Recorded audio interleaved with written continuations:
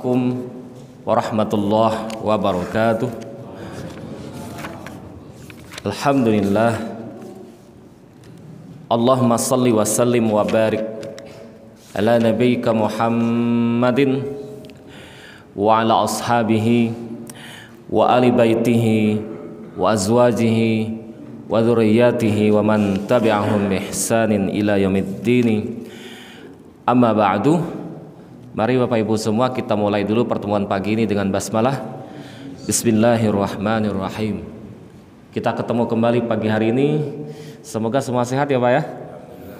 Alhamdulillahirabbil alamin. Di hari Minggu, hari Ahad ini kita sempatkan sejenak akhir pekan kita. Pasca sholat subuh kita niatkan i'tikaf. Semoga nanti pasca setelah syuruk nanti kita lanjutkan dengan sholat 2 rakaat. Selain kita mendapatkan fadilah qobliyah subuhnya yang lebih baik dibandingkan dunia beserta isinya, ditambah lagi 2 rakaat subuhnya dengan jamaah, ditambah lagi kita sejenak untuk diskusi tentang ayat-ayat Quran, ditambah lagi dengan 2 rakaat syuruknya, maka akan mendapatkan 2 rakaat syuruk itu seperti haji atau umroh sempurna. Jadi mari nanti setelah kajian nanti matahari terbit kita tunggu sejenak, kita sempatkan sholat 2 rakaat. Mari Bapak Ibu mengawali diskusi pagi ini, kita mulai dulu dengan surat terpendek. Seingat kami di pertemuan bulan lalu itu kita membicarakan surah Al-Fatihah, di mana surah Al-Fatihah kemarin sudah kita bicarakan bahwa surah ini di ujungnya, karena surat ini dibagi menjadi 2. Potongan pertama Al-Fatihah itu berisi pujian, Bismillahirrahmanirrahim, Alhamdulillahirabbil alamin, Ar-Rahmanirrahim, lalu kemudian Maliki yaumiddin, ini pujian.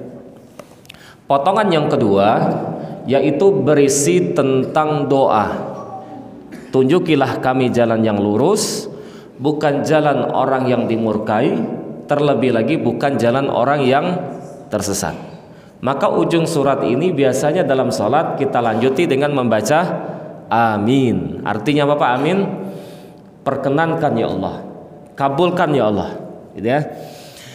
Nah, karena surat ini ada pujian dimulai dengan pengagungan dan pemujian kita kepada Allah, lalu ayat ini melanjutkan dengan permohonan dan doa yang bisa kita panjatkan, meminta kepadanya, dan doanya adalah doa yang paling tinggi, minta jalan lurus, bukan minta masuk surga Pak. Karena gimana bisa masuk surga kalau jalannya salah? Gimana bisa husnul khotimah kalau jalannya salah? Maka ayat ini ada semacam pesan buat kita. Perhatikan selalu, apakah kita selalu berada di atas jalan yang benar? Apakah kita selalu menempuh kebenaran atau justru sebaliknya? Nah, ini pesan dari surah Al-Fatihah. Ada banyak sekali diskusi-diskusi seputar Al-Fatihah, terlebih lagi tentang hukumnya nanti. Bagaimana Ustaz membacanya dalam sholat, itu kan? Tentunya semua kita sepakat ya Pak ya, tidak sah sholat kalau tidak baca Al-Fatihah. La sholata liman lam yaqra bi fatihatil kitab. Cuman yang jadi pertanyaannya siapa Ustaz? Imam apa makmum? Kalau imam jelas harus baca Al-Fatihah ya Pak ya. Kalau nggak Al-Fatihah nanti dimarah makmum nanti. Dan nggak pernah ketemu imam nggak baca Al-Fatihah. Sebaliknya sholat sendirian jelas harus baca Al-Fatihah. Tapi untuk makmum, apakah harus baca Al-Fatihah atau tidak Ustaz? Ghairil maghdubi alaihim waladdallin. Biasanya kita makmum apa Pak? Amin. Sebagian makmum ada yang baca Al-Fatihah lagi. Ada juga makmum yang tidak baca Al-Fatihah lagi, gitu kan? Kalau di Muhammadiyah jelas, kalau makmum setahu saya waktu ketika baca bukunya beliau Muhammadiyah tegas bahwa di makmum tidak perlu baca Al-Fatihah lagi. Kenapa? Karena hadis yang mengatakan tidak sah sholat jika tidak baca Al-Fatihah itu difahami bukan makmum tapi imam dan sholat sendirian. Sedangkan makmum punya keharusan untuk mendengar apa? Bacaan imam. Karena bila Quran sedang dibacakan maka dengarlah dan diamlah. Nah, kalimat diam inilah yang menyuruh kita nggak perlu lagi baca Al-Fatihah. Dan ini sebenarnya mazhabnya Imam Malik, termasuk juga mazhabnya Hambali, Hanabilah, dan juga mazhab Hanafi. Hanya mazhab Syafi'i seingat kami, semoga salah, yang mengharuskan makmum membaca Al-Fatihah lagi. Karena lagi-lagi alasannya tidak sah sholat jika tidak baca Al-Fatihah. Hadis ini umum, tidak membicarakan imam, makmum atau sendirian. Nah, terlepas dari itu semua, ini adalah pendapat dan pada umumnya kita kembali kepada kajian masing-masing. Yang mana Ustadz yang benarnya? Allahu a'lam. Tapi setidaknya apa yang sudah kita kerjakan ada promotornya gitu loh Pak. Bapak pilih pendapat tadi dari dulu mengamalkan nggak baca Al-Fatihah, ya udah promotornya berarti mazhab yang tadi. Yang masih baca lagi, oh berarti ada mazhabnya siapa tadi Pak? Mazhab Syafi'i. Begitu juga kasus pembacaan bismillahnya. Apakah bismillahnya dijaharkan atau disirkan? Gitu kan? Lagi-lagi ini kembali ke mazhab tadi. Kalau mazhab Syafi'i tetap baca bismillahnya dijaharkan, tapi mazhab Maliki melarang. Mazhab Hambali dan Hanafi cukup baca dengan cara sir. Dan ini sudah berjalan di masyarakat kita. Tinggal kita sebagai makmum ikutin aja. Itu ya Pak ya. Oke, bismillahirrahmanirrahim. Setelah kita membicarakan surah Al-Fatihah, kita akan membicarakan surah yang pendek lagi, yaitu surah An-Nas. Dan saya rasa semua kita yang hadir di sini hafal semua ya Pak ya. Surah apa itu Pak? Surah An-Nas. A'udzubillahi minasyaitonirrajim. Qul bismillahirrahmanirrahim. Qul a'udzu birabbin nas. Lanjut Pak. Malikin nas. Nah ini hati-hati. Kalau Al-Fatihah ma-nya panjang. Alhamdulillahirabbil alamin arrahmanirrahim. Lanjut. Maliki yaumiddin. Tapi kalau surah An-Nas ma-nya pendek. Qul a'udzu birabbin nas. Lanjut. Malikin nas. Ma-nya pendek kalau surah An-Nas. Lanjut. Ilahin nas min syarril waswasil khannas. Syarri bukan syahri. Ada juga kadang kita dengar beberapa masyarakat bacanya min syahril waswasil khannas. Bukan, tapi min syarri. Syarri itu artinya keburukan. Nah, ayat ini atau surah ini nyuruh kita minta lindungin kepada Allah. Dari apa Ustaz? Dari keburukan was-was. Bahasa kitanya Pak, was-was itu apa kira-kira? Bahasa kitanya was-was itu adalah suara yang apa? Berbisik di dalam benak kita, bukan membuat kita melangkah, tapi mundur atau enggak jadi melakukan suatu kebaikan, atau menyebabkan kita merasa terbebani melaksanakan suatu perintah. Nah, bisikan ini diistilahkan dengan bahasa apa tadi? Was-was. Dan saya rasa kalimat was-was sudah menjadi bahasa kita sehari-hari ya Pak ya. Oke. Nah, ayat ini dimulai dengan kalimat kul. Kul artinya katakanlah. Kalimat katakanlah perintah. Kalau perintah berarti ada yang nyuruh. Kalau ada yang nyuruh berarti ada yang kena suruh. Berarti kalau kita jawab bareng-bareng ya Pak ya, siapa yang nyuruh? Allah. Siapa yang kena suruh? Betul kita. Tapi yang pertama kali kena suruh siapa, Pak? Rasul. Karena dia orang pertama yang menerima wahyu. Jadi kalau kita bahasa bebas ya gini, Allah menyuruh Rasulnya, wahai Muhammad, katakanlah. Gitu ya. Lanjut, yang ketiga, apa yang perlu dikatakan? Apa yang perlu diucapkan? Apa yang perlu dibaca? A'udzu birabbin nas. Aku, jadi ayat ini Allah nyuruh Rasul, Rasul disuruh untuk ngapain?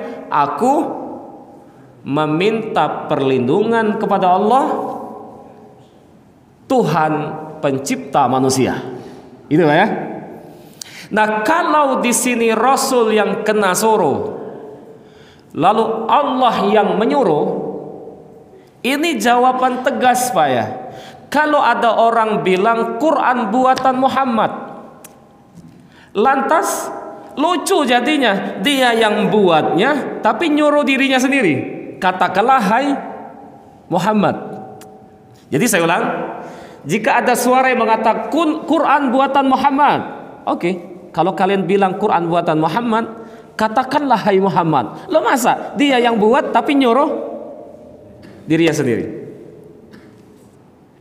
Jika ayat ini mengatakan katakanlah hai Muhammad, berarti di luar Rasul ada pihak yang nyuruh Rasul untuk ngomong.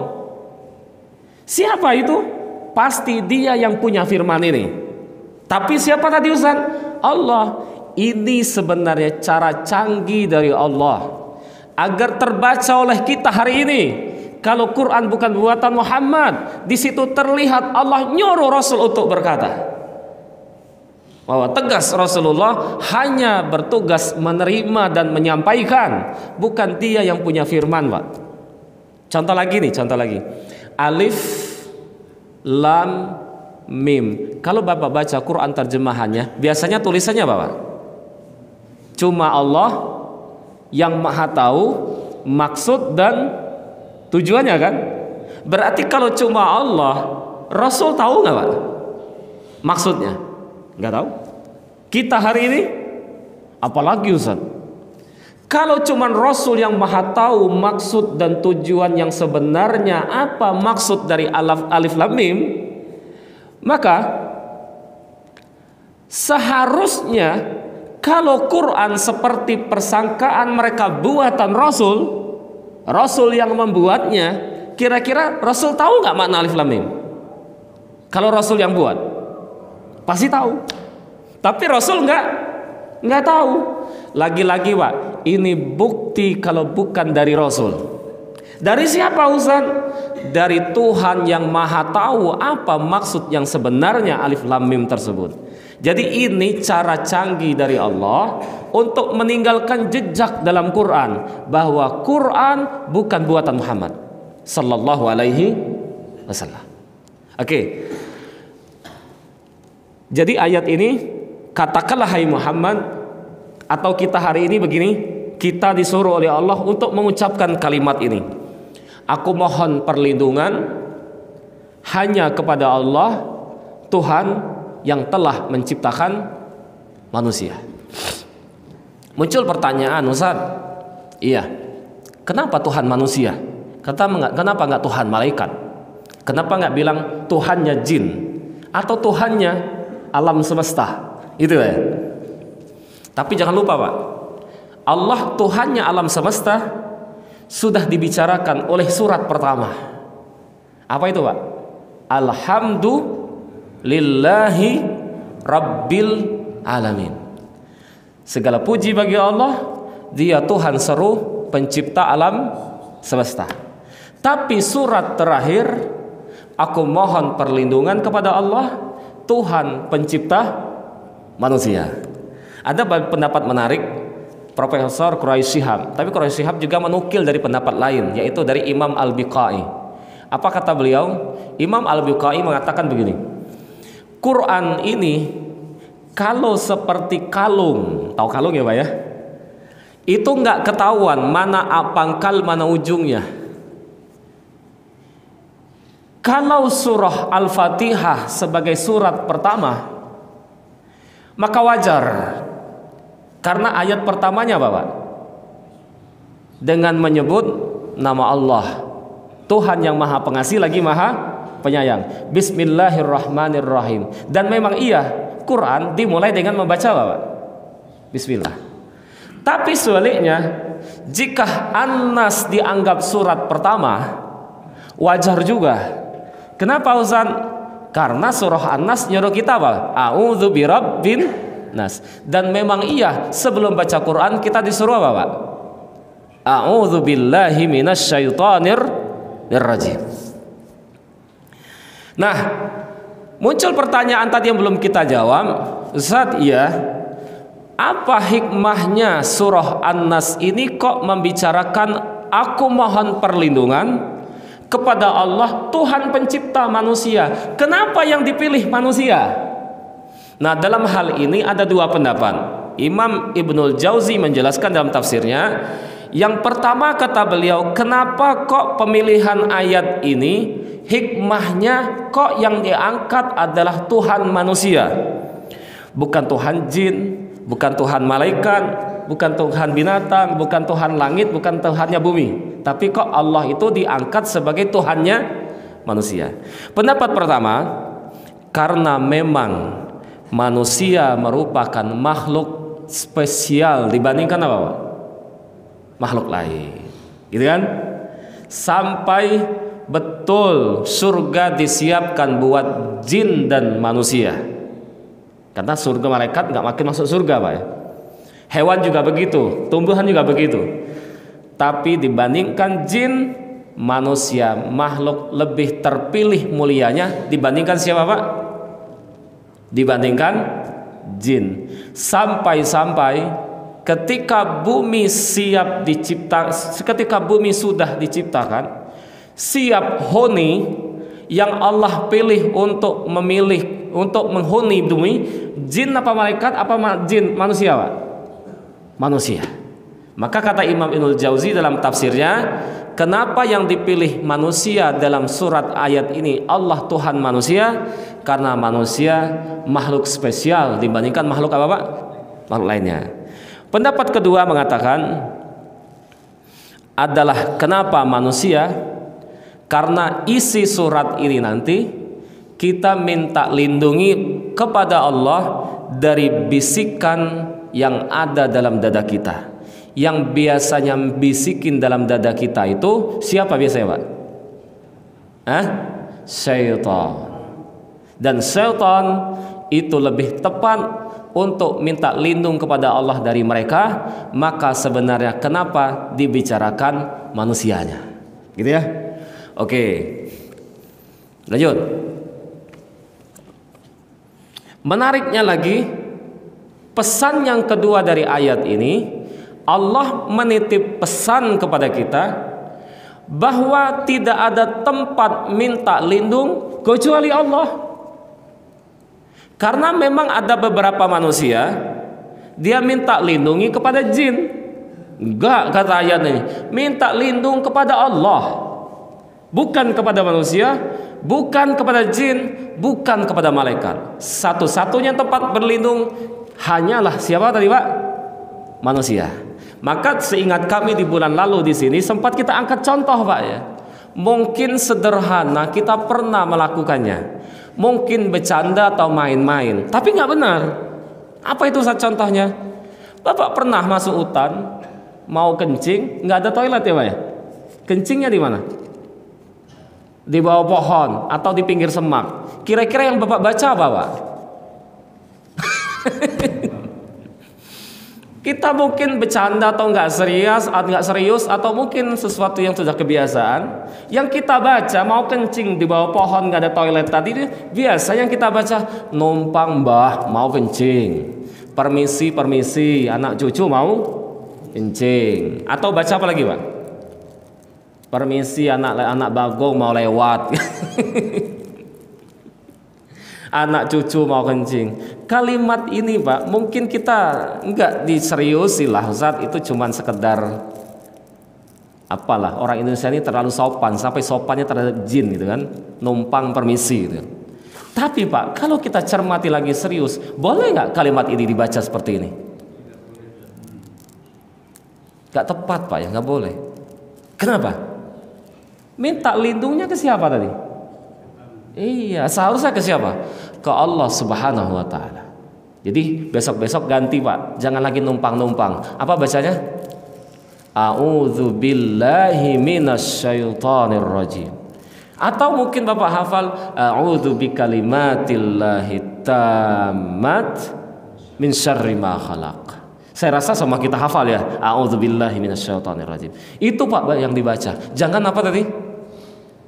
Numpang atau permisi. Dia permisi Pak, dia nyingkir doang. Bapak kencing diintipinya lagi Pak. Ya kan? Tapi kalau diusir kabur gak dia? Nah, jadi usir mereka. Tapi jangan apa nih? Permisi apalagi numpang. Nah ini surat ini mengajarkan kita bukan berdampingan dengan mereka, bukan mengajarkan kepada kita supaya kita di antara mereka berjajar, bukan. Manusia makhluk mulia tertinggi, usir, suruh pergi mereka. Caranya adalah panggil Tuhan yang menciptakan mereka. Siapa itu tadi Pak? Allahu Rabbul Alamin. A'udzu billahi minasyaitonir rajim. Gitu ya. Ustaz, iya. Kami sudah tahu apa itu manusia. Oke, tercipta dari tanah, makhluk kasat mata yang ada baiknya, ada buruknya juga. Ustaz, kami tahu apa itu jin. Apa itu Ustaz? Makhluk tercipta dari api, layaknya seperti manusia, hanya saja mereka makhluk gaib. Tapi penciptaan manusia jauh lebih sempurna dibandingkan ciptaan jin. Ustaz, kami tahu apa itu malaikat. Iya, makhluk tercipta dari cahaya yang memiliki sifat ketaatan, tidak pernah membangkang, nurut dan stabil imannya Ustaz. Pertanyaannya Ustaz, apa yang dimaksud dengan syaitan? Gitu Pak ya. Perlu dicatat, syaitan bukanlah makhluk, tapi dia adalah sifat. Jadi saya ulang Pak ya, syaitan apa nih? Sifat. Dari mana kita tahu?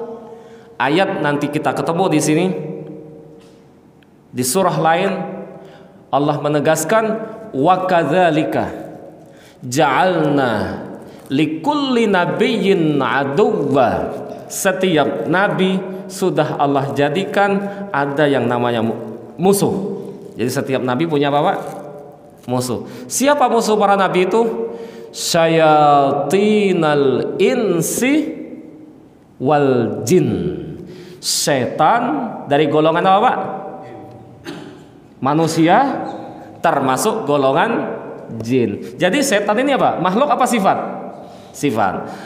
Yang bisa jadi setan bisa manusia, bisa jin. Makanya sering kita ngomong begini, ih itu orang makannya sudah kayak kesetanan. Itu orang marahnya udah kayak kesetanan. Maksudnya apa Pak? Sifatnya itu. Jadi setan itu sifat yang bisa ada pada diri manusia, terlebih lagi pada diri jin. Makanya ayatnya rapi Pak. Apa ayatnya rapi? Syayatinal insi wal jin. Kita minta lindungi dari manusianya, apa dari jinnya Pak? Apa dari setannya? Kita bukan minta lindungi dari manusianya, bukan minta lindungi dari jinnya, minta lindungi dari keburukannya. Apa keburukannya tadi? Setannya. Makanya kalimatnya a'udzubillahi, aku mohon perlindungan kepada Allah, minasyaitani, dari syaitannya, bukan dari manusianya, bukan dari jinnya. Jadi a'udzubillahi minasyaitonir rajim. Aku mohon perlindungan kepada Tuhan pencipta manusia. Sudah dapat kesimpulan sementara tadi pertama, bahwa satu-satunya tempat minta lindung hanya kepada Allah. Tadi kasus tradisional yang pernah kita lakukan perlu kita koreksi, luruskan, jangan lagi numpang-numpang. Bacanya apa tadi Pak? a'udzubillahi minasyaitonirrajim atau a'udzubikalimatillahi tammati min syarri ma khalaq. Malikin nas, Allah juga bukan hanya pencipta atau Tuhannya manusia, tapi Allah juga adalah yang merajai manusia. Kata ini berlanjut, ilahin nas, Allah juga sesembahannya manusia.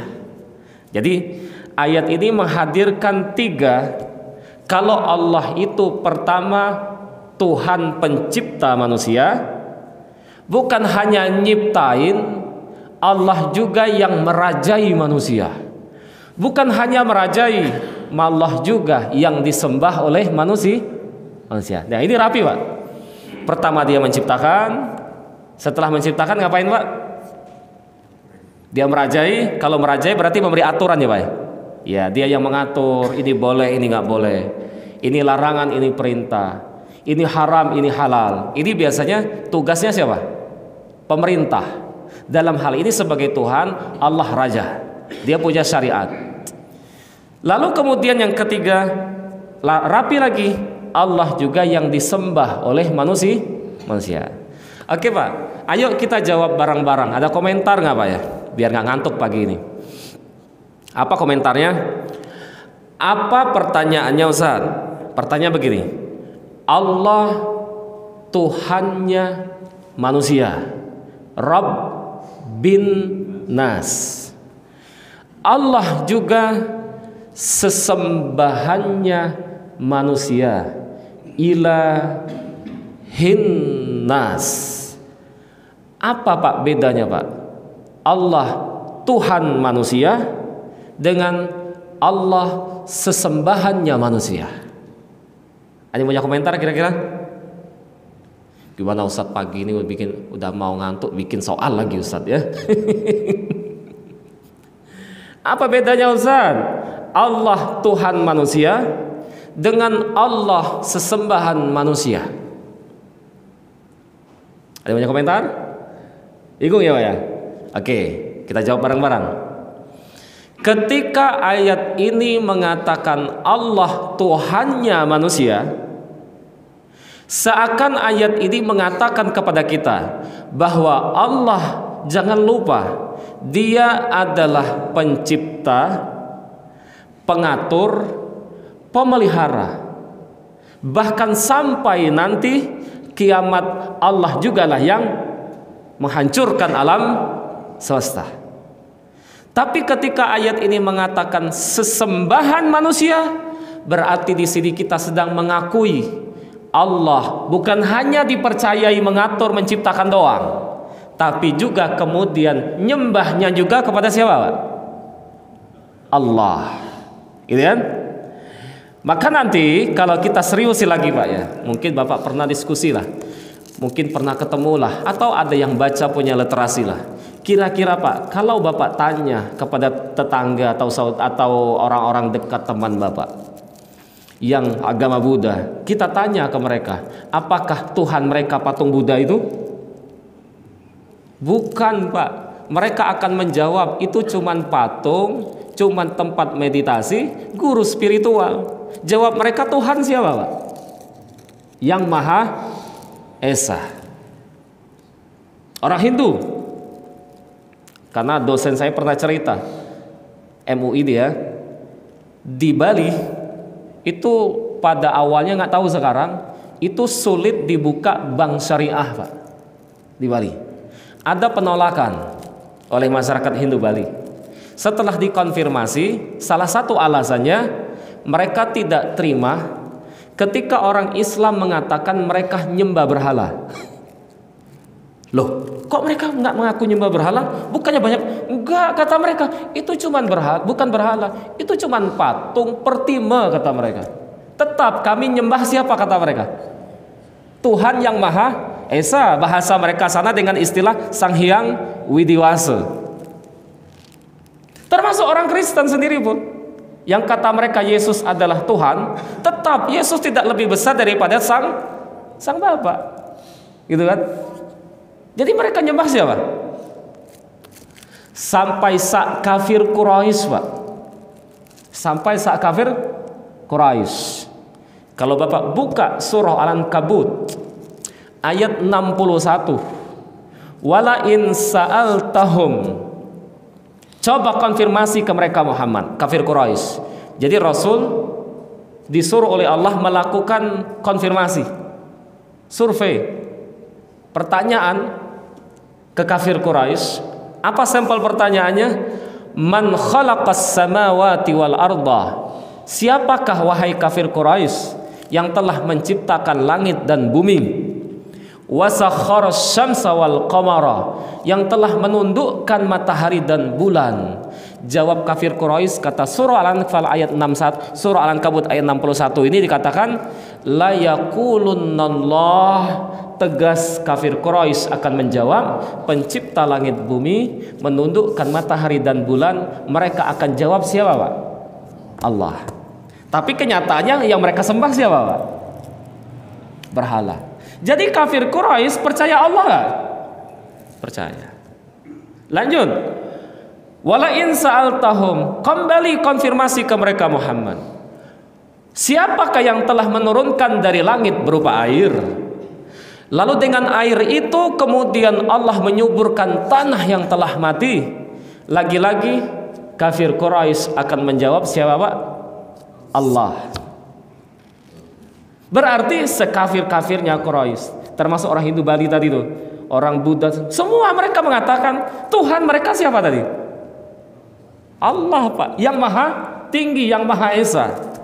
Tapi pertanyaannya, kemudian apakah yang mereka sembah Tuhan yang maha esa itu? Enggak, Pak. Kafir Quraisy yang disembah oleh mereka siapa? Patung, berhala, Latta, Uzza, Manat, Hubal. Apakah yang mereka sembah patung Buddha? Enggak, kata mereka. Itu cuman tempat meditasi, tapi kenyataannya disembah, kan? Nah, Al-Quran kembali menjawab, Pak. Semua mereka tadi, Pak, ketika ditanya, loh kenapa depan patung itu? Loh kenapa depan berhala itu? Loh kenapa depan kuburan itu? Jawaban mereka sama, Pak. Apa jawaban mereka?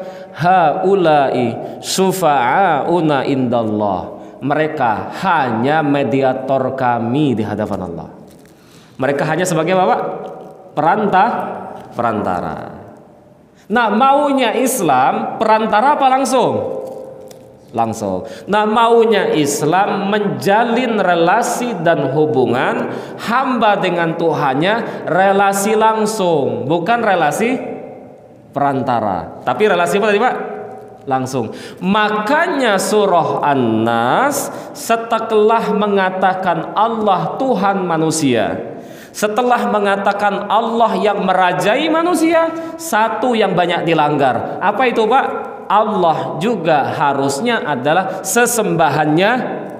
Maksudnya nyembahlah, doalah, ibadahlah, mohonlah, takutlah, lindunglah hanya kepada siapa tadi?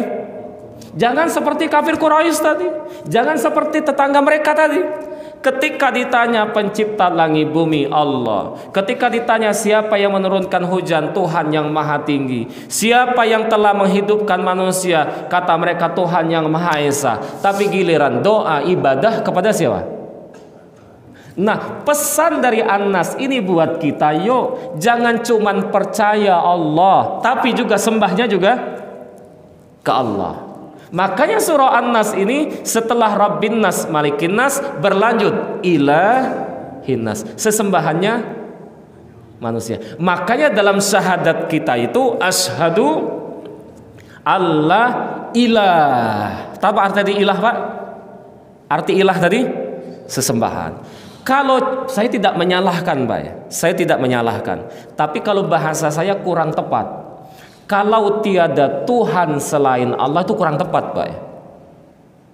Yang tepat apa tadi? Tiada Tuhan yang berhak disembah. Kalau cuman tiada Tuhan selain Allah, tadi udah percaya nggak kafir Quraisy?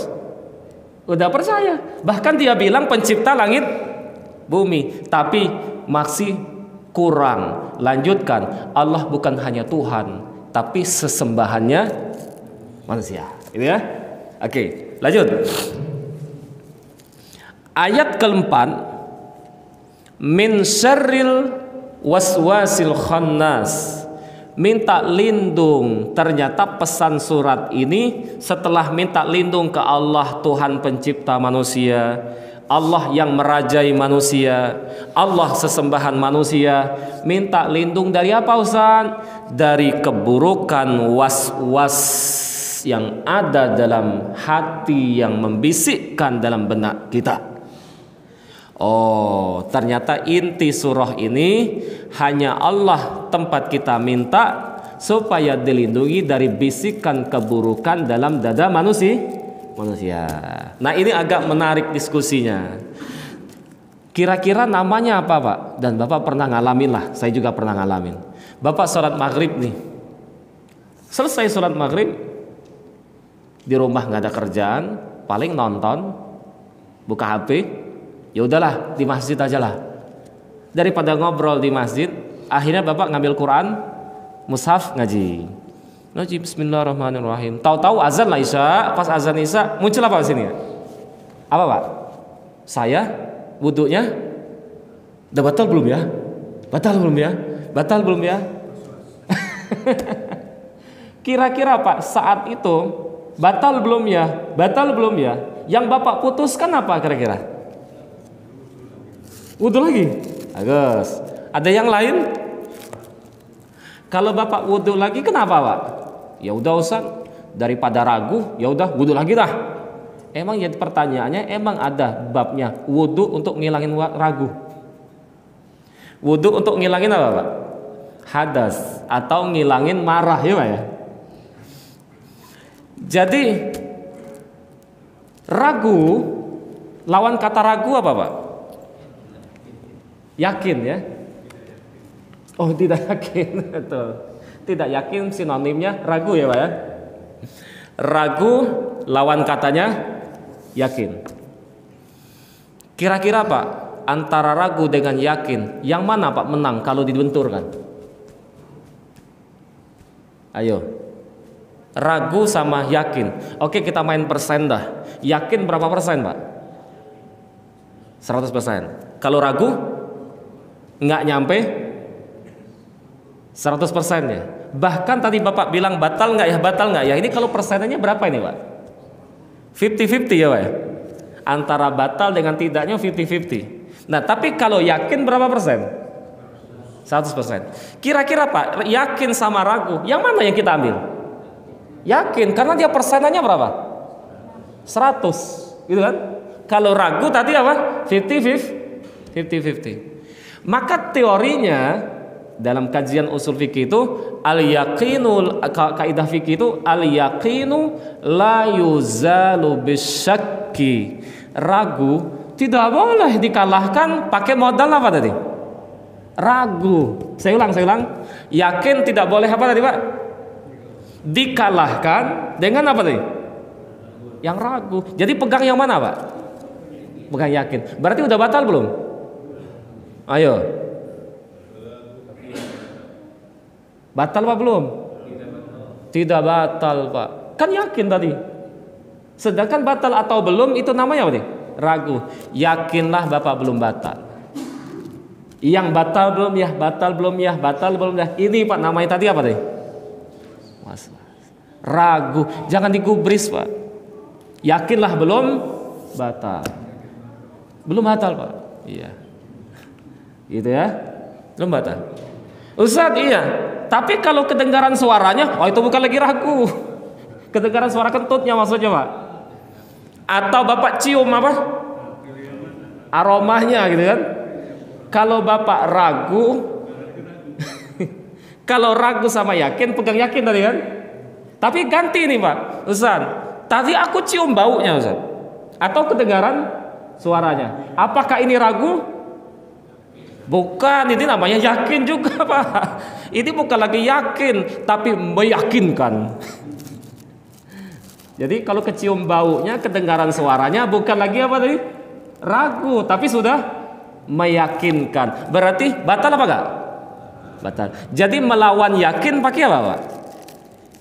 pakai yakin juga. Makanya orang di pengadilan itu untuk mengalahkan lawannya pakai dalil apa? Yang yakin, yang pasti, bukan hanya anulir atau asumsi. Karena yakin kalah lewat yakin, lawan yakin juga. Contoh lagi Pak. Contoh lagi. Salat. Bapak salat zuhur nih. Allah, salat zuhur. Oh, udah jam 12 ini. Zuhur kan jam 12 kurang 5 menit. Oh, berarti udah selesai azan, saya nggak dengar aja. Salatlah Bapak zuhur. Pas salat, makan habis biasa. Habis salat sejam kemudian kedengaran azan. Allahu Akbar, Allahu Akbar. Cepat amat salat asar. Bapak cek, jam berapa ini?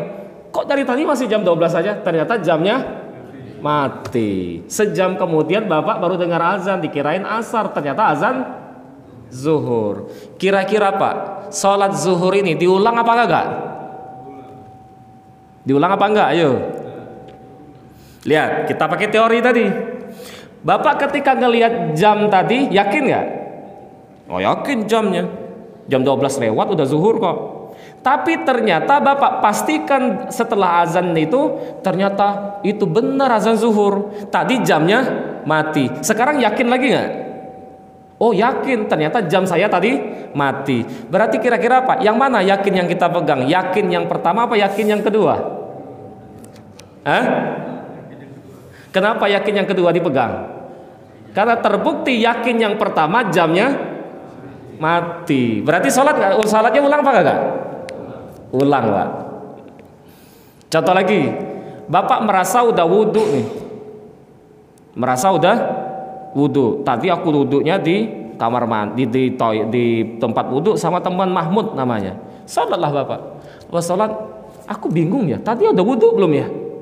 Perasaan tadi aku udah wudhu sama kamu loh tadi. Wudhunya di toilet. Oh enggak, kata si Mahmud, kamu enggak bersama saya. Berarti kira-kira Bapak ragu apa yakin ini? Ragu kan? Tapi yakin gara-gara Mahmud bilang kamu enggak wudhu sama saya. Kamu tadi seingat saya dari motor langsung ke masjid. Berarti tadi cuman perasaan wudhunya sama Mahmud di tempat wudhu. Nah ini kira-kira Pak, ragu apa yakin? Ragu, tapi teryakinkan enggak wudhu karena temannya cerita kamu enggak sama saya wudhu tadi. Berarti sholatnya ulang nggak Pak? Hah? Belum wudhu kan? Berarti sholatnya ulang nggak? Ulang. Jadi yakin tidak boleh dikalahkan pakai apa tadi? Pakai ragu, gitu ya. Oke, kita lanjutin. Kembali ke surah tadi. Apa Ustadz misinya dia? Membisikkan was-was dalam hati kita. Misi dia membisikkan dalam was-was hati kita. Misi utamanya adalah kita mundur dari ibadah. Kita nggak jadi apa? Ibadah. Itu kalau dia berhasil. Kalau nggak berhasil, minimal kita beribadah tapi nggak merasa menikmati, tapi terasa effort yang terbebani. Tadi itu wudhu lagi, akhirnya belok lagi, itu kan? Akhirnya apa? Karena musim dingin, kedinginan lagi. Akhirnya sholat nggak terasa apa? Nyaman, karena effort ribet tadi, gara-gara harus ngurang apa nih? Ngulang wudhunya. Jadi misinya dia memasukkan was-was dalam hati kita agar kita mundur, nggak jadi melakukan suatu ibadah, atau minimal kita tetap melakukan ibadah tapi hati ini terasa apa? Terasa tidak menikmati lagi ibadah gara-gara apa tadi? Bisikan-bisikan itu tadi. Itu Pak ya. Muncul pertanyaan yang mungkin belum terjawab. Ustaz, jika aku tetap wudhu juga salah nggak? Enggak lah, masa enggak wudhu aja benar kok wudhu lagi salah gitu kan? Benar Pak, kalau wudhu lagi benar. Cuman bukan ngilangin hadas, tapi memperbarui wudhu. Renew, memperbarui wudhu, bukan ngilangin hadas. Jadi kalau gitu Ustaz, wudhu lagi apa nggak usah? Boleh dua-duanya. Kalau nggak usah, memang betul Bapak meyakinkan belum batal. Kalau wudhu lagi, berarti Bapak sedang memperbarui wudhu. Kayaknya Ustadz, aku pilih yang wudhu lagi. Ya udah, nggak apa-apa. Biar lebih apa Pak? Biar lebih afdol Ustadz, gitu ya. Oke, monggo, gitu ya. Tapi bukan ngilangin hadas, tapi memperbarui wudhu, gitu ya. Keburukan itu bukan hanya dari manusia, tapi juga dari jin. Keburukan itu yang kita takutin bukan jinnya, bukan manusianya, tapi keburukannya. Makanya ayat ini mengatakan min syarri, dari apa ini? Dari keburukan. Minal jinnati wanas, dari golongan jin dan golongan. Yang repot itu Pak, setan manusia apa setan jin? Ayo, yang repot untuk dikalahkan, setan manusia apa setan jin? Setan manusia Pak. Iya. Kalau setan jin bacain auzubillah lari Pak. Kalau setan manusia nyalon lagi kepilih Pak. Kalau setan apa lagi? Setan manusia. Kalau setan jin baca auzubillah kabur dia Pak. Kalau setan manusia nyalon lagi kepilih. Itu setan siapa tadi? Setan manusia. Maka ada pepatah istilah begini, saya nggak takut sama setan makan kemenyan, aku takut setan makan sambal, kata dia. Kalau setan makan kemenyan katanya dia nggak bakal ngelukai kita, tapi kalau setan makan sambal, ya makan anggaran, kata dia. Gitu Pak ya. Kalau mau ngaji, a'udzubillahi minasyaitonirrajim, itu lari Pak setan jin. Kalau setan manusia datang bawa kopi, pelan-pelan, tadi kita mau ngaji berubah jadi ngobrol. Setan siapa tadi Pak? Setan manusia, itu ya. Maka karena itulah Allah ngajarin kita mohon perlindungan kepadanya. Itu ya. Mohon apa tadi? Perlindungan kepadanya. Sampai saat mau makan harus baca bismillah. Mau tidur baca semua perbuatan mulai dengan bismillah. Apalagi hal-hal yang baik seperti baca Quran, sebelum bismillah baca a'udzubillah. Kecuali sholat Al-Fatihah jangan Pak ya. A'udzubillahi minasyaitonirrajim, bismillahirrahmanirrahim. Gak boleh Pak. Karena a'udzubillah bukan ayat Quran. Karena a'udzubillah cuman doa. Boleh gak usah dibaca? Boleh, tapi jangan dijaharkan. Karena a'udzubillah bukan ayat Quran. Tapi apa tadi Pak? Doa. Maka gak boleh dijaharkan, hanya boleh disirkan. Gitu ya. Tiap rokaat apa rokaat pertama aja Ustaz? Rokaat pertama aja lah. Sama seperti kita makan, bismillah suapan pertama apa tiap suapan? Masa nyuap bismillah lagi, ini bismillah lagi, dan maka pendapat yang jumhur adalah a'udzubillahnya cuma dibaca di rokaat pertama saja. Itu Pak ya, supaya dilindungi dari keburukan dan keburukan, gitu ya.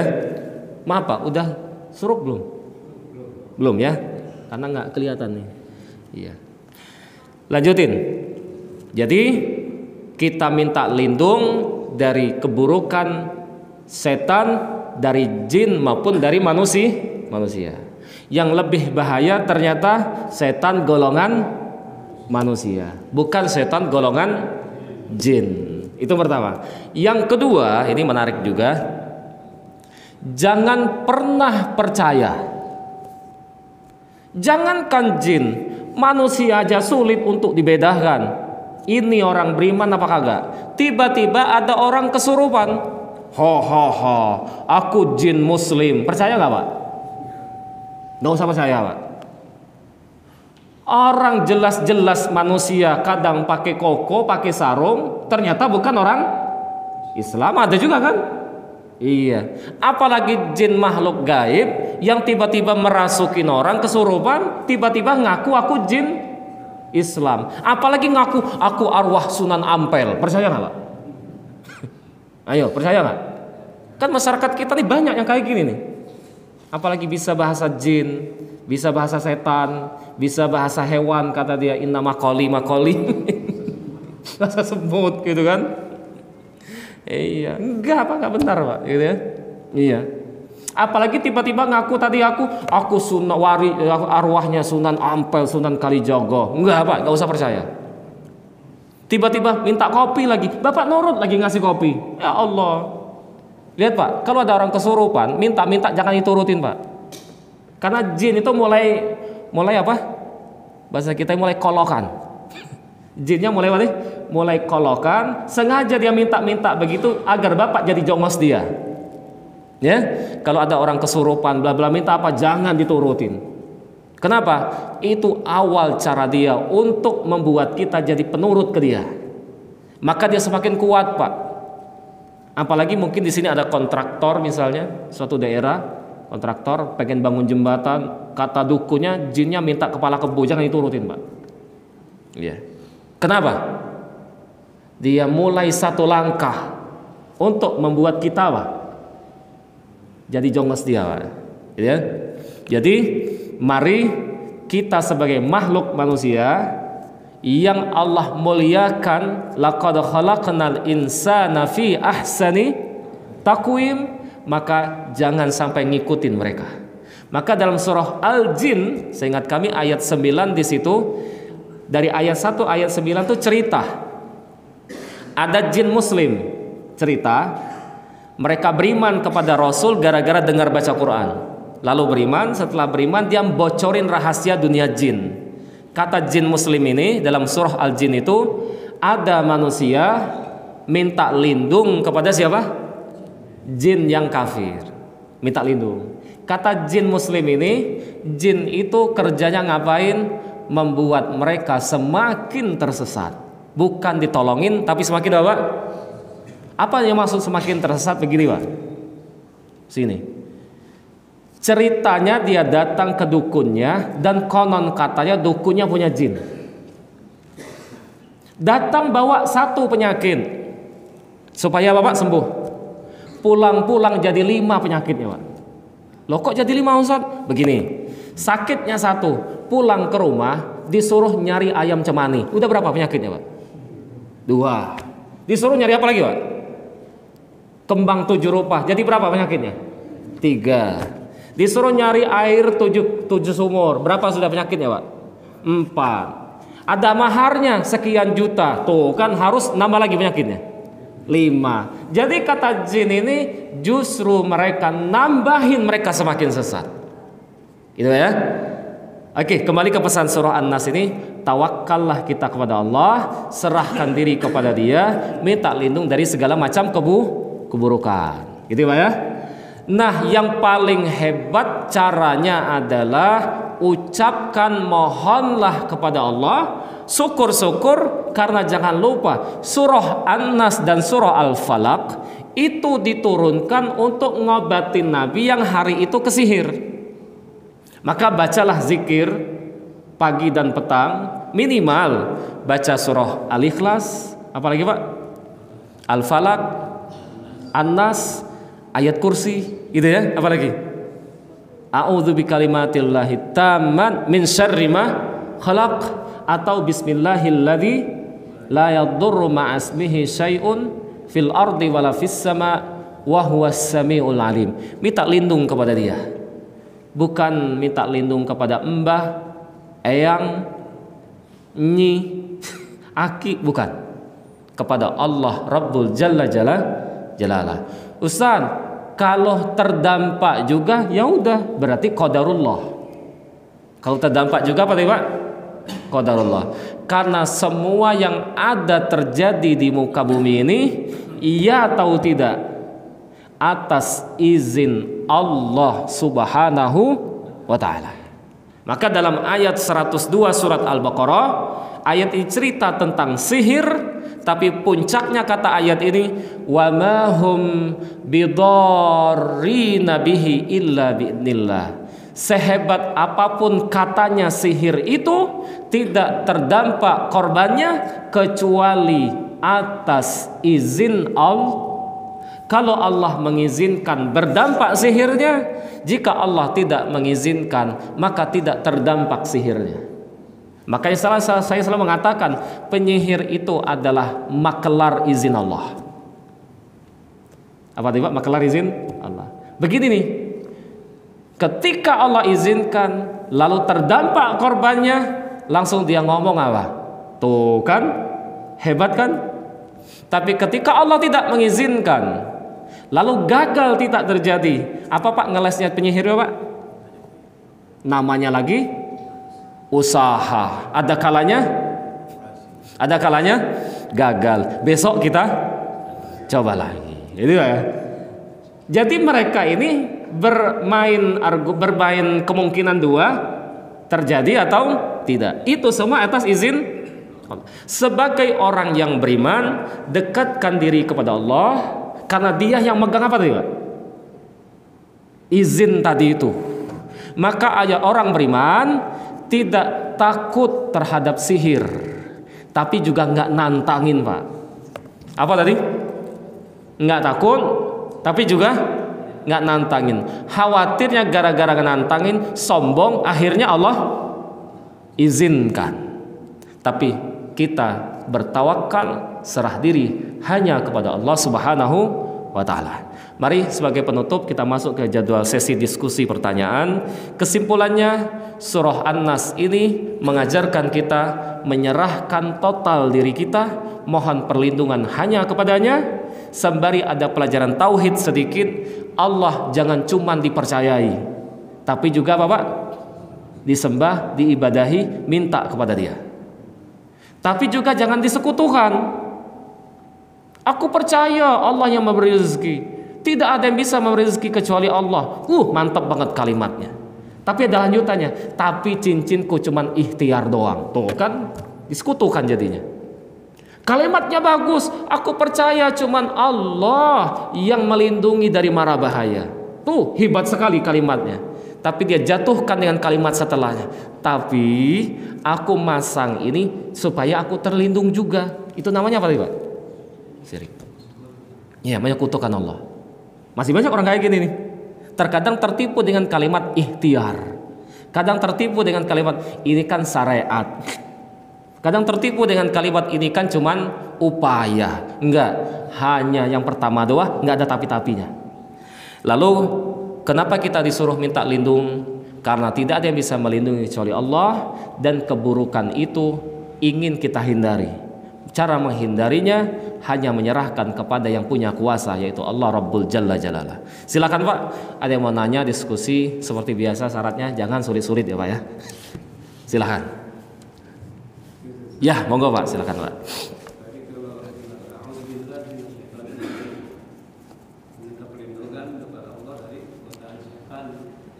Godaan setan yang ar-rajim ini yang terkutuk. Jadi siapa yang terkutuk? Jadi setan sendiri itu kan, atau orang yang melakukan dengan sifat setan?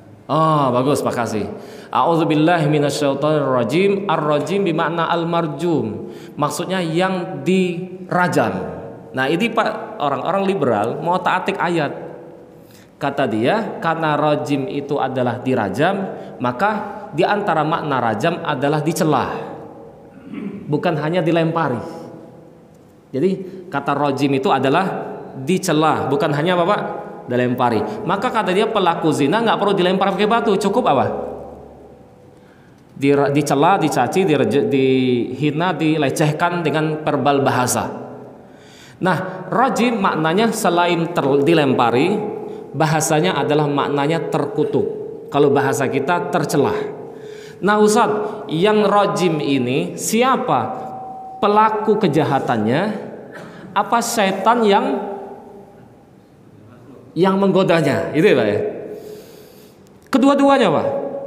Tapi yang pertama adalah karena rajim ini sifat si setan. Kalau kajian nahwu itu gitu ya, dia man'u naat untuk si kalimat setonnya.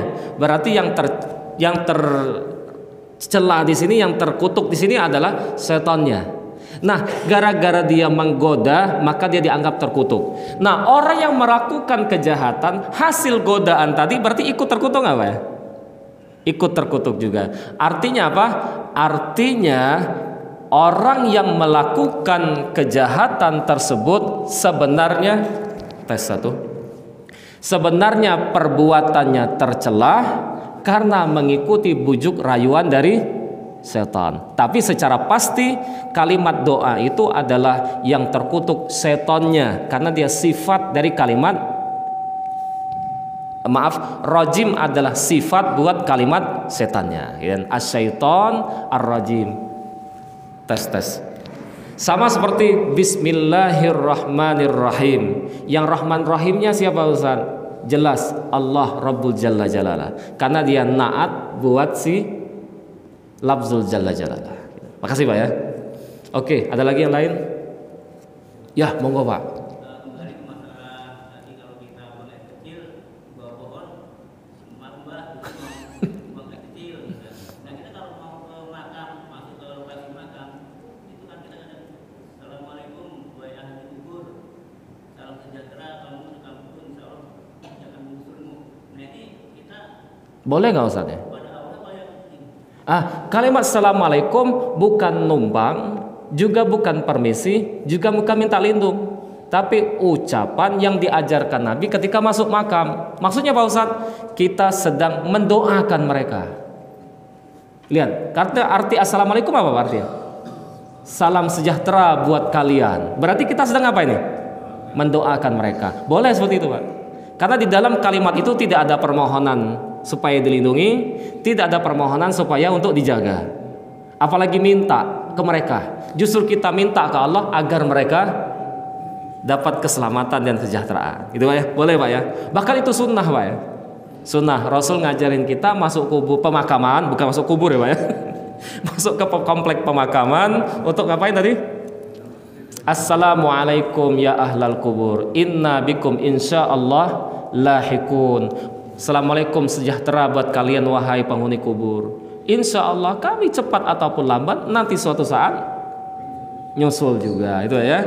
Coba jangan lanjut Pak, karena Bapak karena apa itu dilanjutkan nih, karena besok mau nikah. Besok apa Pak? Mau nikah, karena neneknya udah duluan meninggal, lanjut tuh pas datang ke pemakaman, megang apa Pak? Nisan. Doanya Nek ya, cucu mau nikah nih, semoga rame, amplopnya banyak gitu kan. Acara nggak ada hujan, lancar sampai malam. Tamu bubar selamat nyampe tujuan. Doanya Nek ya. Boleh nggak kayak gitu? Boleh. Nanti iya cu, lari juga kan. Gitu ya. Jangan dilanjutin gitu ya. Jadi jangan sesi curhat di kuburan ya. Monggo Pak, ada lagi silakan. Kita berdoa ikuti imam dan makmum. Nah, setelah membaca Al-Fatihah itu ada permintaan ayat apa itu. Kita kadang lupa. Kadang saya yakin saya ulang lagi baca Al-Fatihah. Oh gitu. Kan imam ghairil maghdubi alaihim waladdallin. Amin. Yang Bapak lakukan apa setelah itu? Baca apa?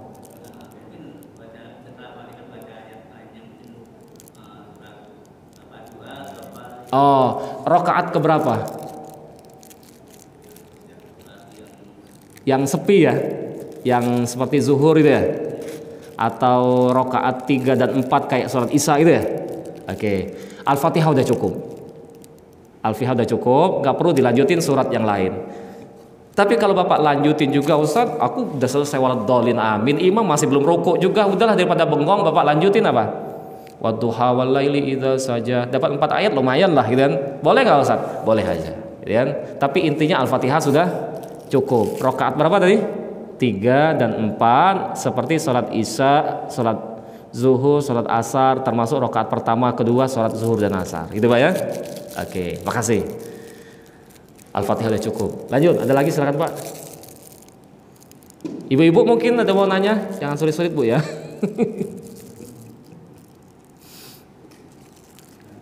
Habis ya?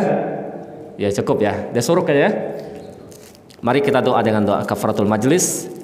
Subhanakallahumma wa bihamdika asyhadu an la ilaha illa anta astaghfiruka wa atubu ilaika. Wassalamualaikum warahmatullahi wabarakatuh.